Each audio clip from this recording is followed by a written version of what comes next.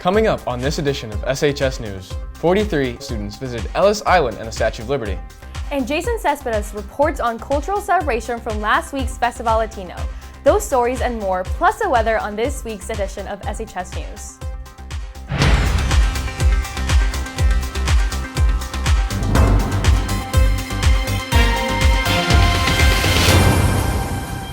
Good morning, Summit High School. Please stand for the Pledge of Allegiance.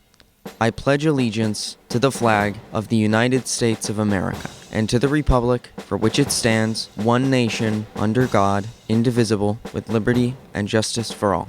And now, here are your morning announcements. Good morning, Hilltoppers. Today is Friday, May 5th, and welcome back to SHS News. I'm Gabe Murray. And I'm Bella Diaz. Last week, Ms. Goncalves and Ms. Riley took 43 students to visit Ellis Island and the Statue of Liberty.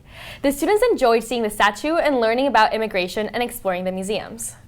Porque puedes experimentarte nuevas cosas que nunca has experimentado en la vida y pues saber un poco más sobre esas cosas.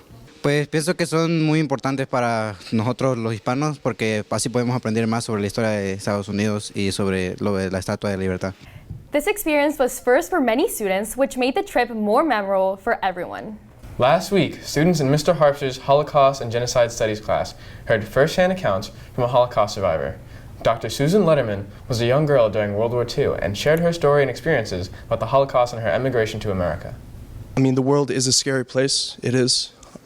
Even with things that are occurring today, whether that be in China or Myanmar, this stuff is still occurring, and it is important to talk about it so everyone knows the situations going on, even the past and the present. All of us, I think, have an obligation not just to worry about our own well-being, but the well-being of others, and to ensure that the way we act towards others is the way we want others to act towards us. Dr. Letterman's presentation was recorded and archived so future generations could hear first-hand experiences from a Holocaust survivor. Last week, Unión Hispana hosted the 8th annual Festival Latino. The evening featured dance performances from Mexico, Spain, Argentina, and Bolivia. Reporter Jason Cespedes attended the event and shared this report. I'm here with Señora Vicente, an organizer for the Festival Latino. Señora, how do you think the event went today?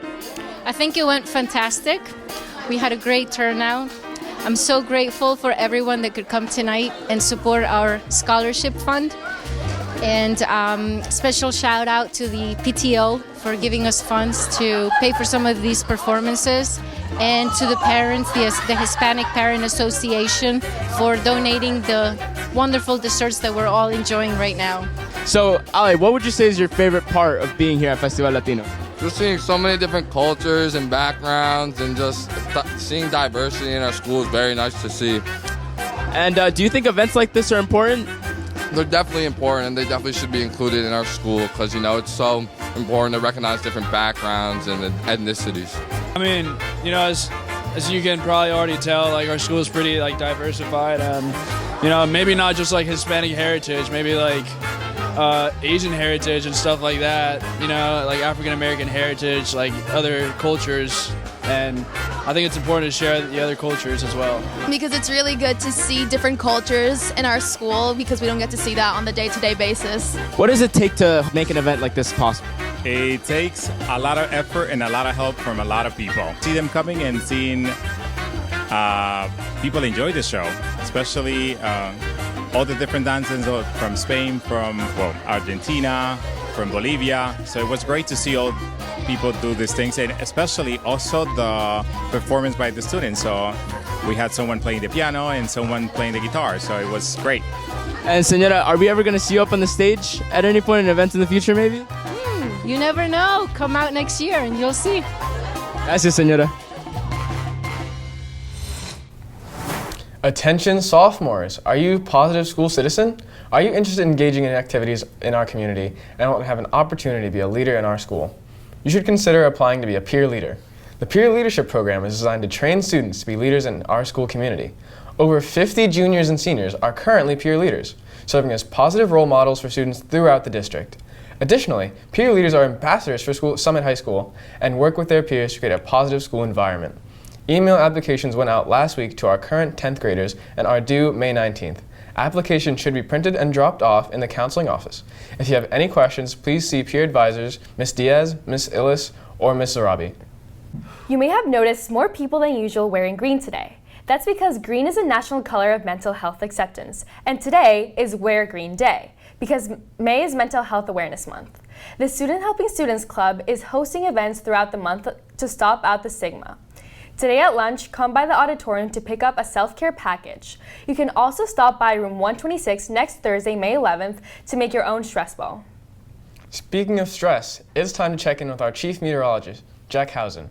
How's it looking out there, Jack? I'm Jack Howson, and I've got weather and also prom. It's prom.